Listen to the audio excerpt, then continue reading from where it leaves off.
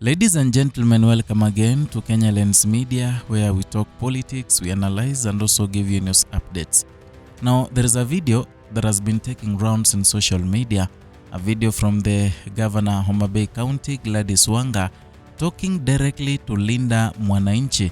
Although the message was kinda tricky and also is like Millie Odhiambo tried to dodge the fact that she wanted to to attack the Linda Mwananchi directly.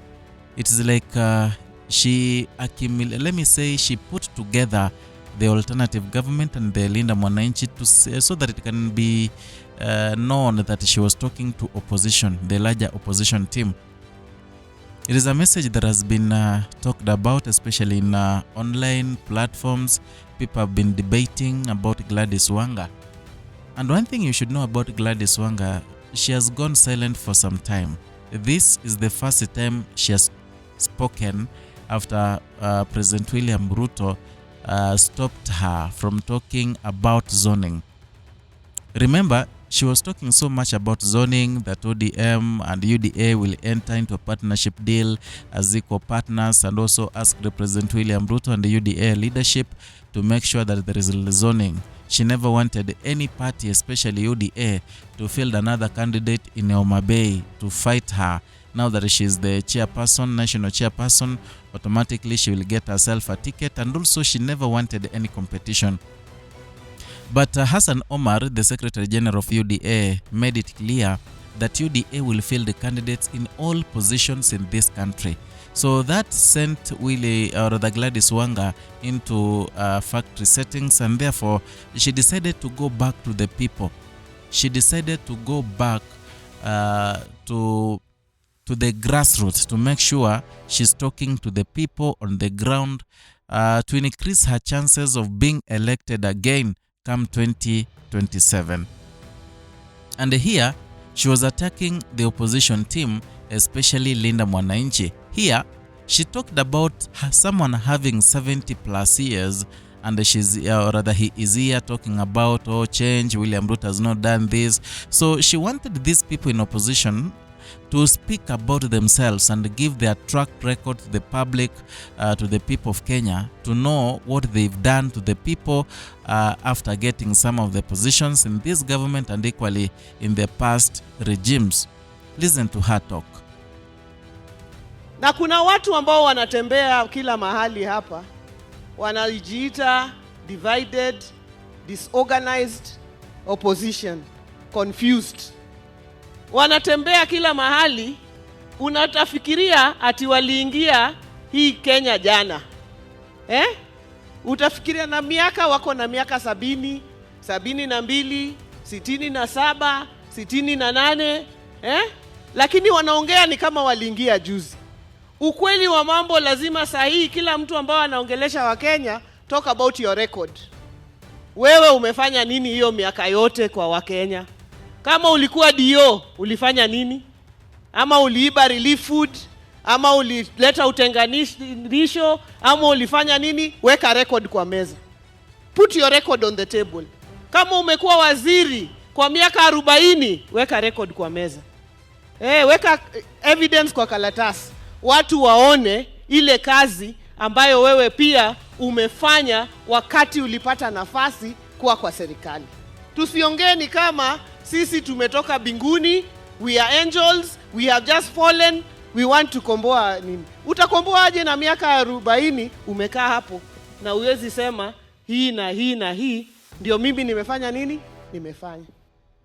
That is Gladys Wanga speaking, and the message that she gave, it was immediately after Edwin Sifuna held a very peaceful, successful and also historic rally in Thika town, where many people turned up and they were chanting one term. Watu wanapenda Sifuna sana, so those people came in huge numbers.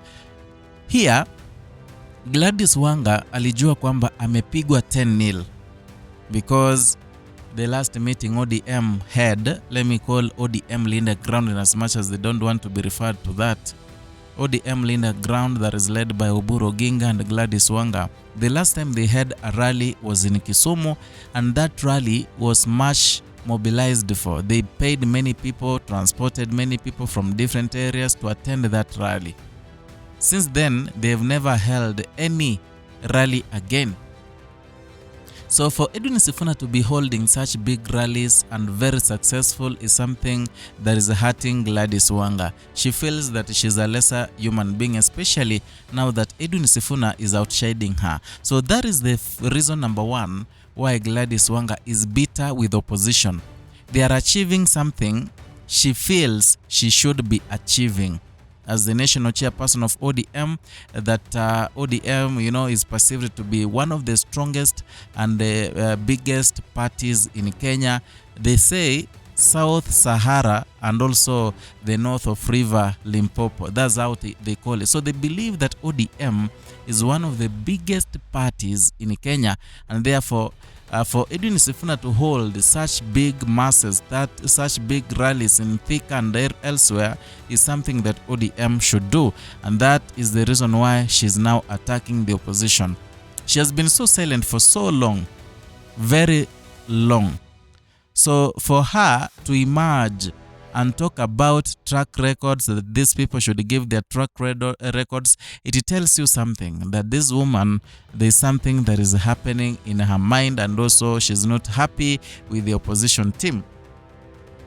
Another thing, she's here to please President William Samoei Ruto. And I've been telling you in previous videos, at some point Gladys Wanga thought that William Ruto would choose her as the running mate.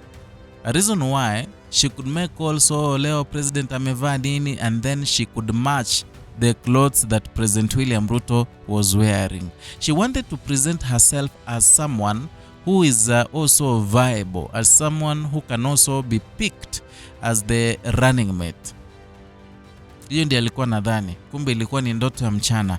So by the time she realized that William Ruto does not even look at her twice, by the time she realized that she has no qualities of becoming the running mate, ndiye akaona mambo ni mabaya, akaanza mambo na zoning, because aliona kwamba she'll lose that position as the governor Homa Bay.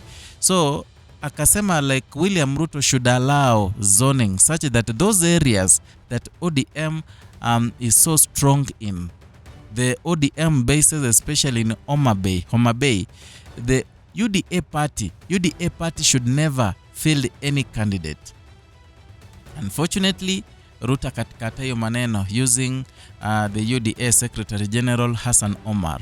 So Gladys Wanga akapigwa 10-0. Akaona kwamba the only thing that is remaining is for her to get out and also stop talking about national politics, aende kwa